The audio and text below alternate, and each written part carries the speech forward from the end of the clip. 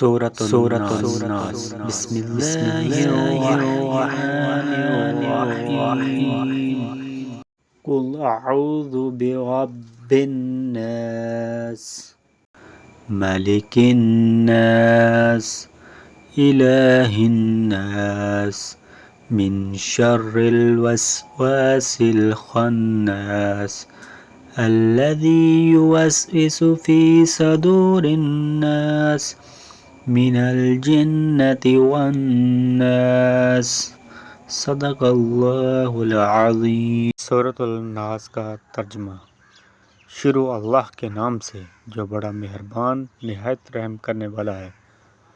کہو میں پناہ مانگتا ہوں انسانوں کے رب کی، انسانوں کے بادشاہ کی، انسانوں کے معبود کی شر سے، وسوسہ ڈالنے والے کے جو بار بار پلٹ کر آتا ہے، جو وسوسے ڈالتا ہے انسانوں کے دلوں میں، وہ جنات میں سے ہو خواہ انسانوں میں سے۔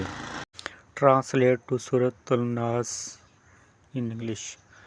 See, I seek refuge with the Lord of mankind, the kind of mankind, the God of mankind, from the evil of the whisperer who whispers into the hearts of mankind, from among the jinn and mankind. سورۃ الناس کے لفظی معنی اور تلفظ کچھ یوں ہیں۔ قل کہہ دیجیے، اعوذ میں پناہ میں آتا ہوں، برب الناس لوگوں کے رب کی، مالک الناس انسانوں کے بادشاہ کی، مالک بادشاہ، الہ الناس الہ معبود، الناس لوگوں میں سے، من شر الوسواس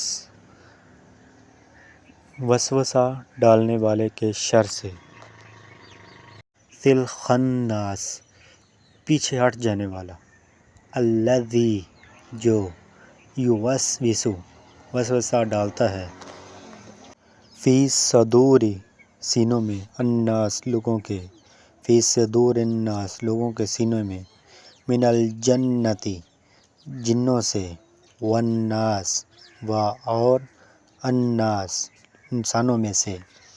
یہ تھے آج کا سورۃ الناس کا اردو ترجمہ، انگلش ٹرانسلیٹ اور لفظی معنوں میں ان کے معنی اور اس کا تلفظ۔